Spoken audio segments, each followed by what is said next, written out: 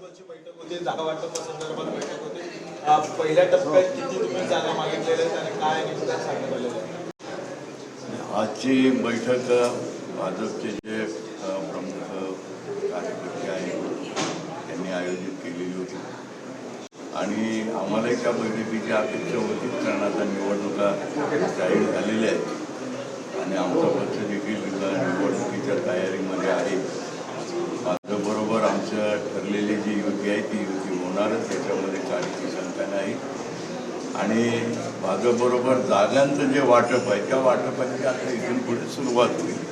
आम्ही काही ठराविक जागा ज्या आमच्या असतात त्या ठराविक जागा आम्ही त्यांच्याकडे मागणार आहोत आणि त्यांच्याबरोबर आम्ही ही निवडणूक लढवणार आहोत। आमच्या सर्व कार्यकर्त्यांचा त्यांना देखील उपयोग होईल आणि त्यांच्या देखील कार्यकर्त्यांचा आम्हाला उपयोग होईल अशी आमची भावना। किती जागांवर तुम्ही मागणी केलेली आहे? आम्ही अजून काही ते त्यांना दिलेलं नाही। आमच्या पक्षामध्ये जी काही चर्चा असते आमच्या कार्यकर्त्यांच्या बरोबरची ती अजून आम्ही जाहीर करत नाही आहे, परंतु आम्ही ते ठरलं की तुम्हाला त्या सांगू।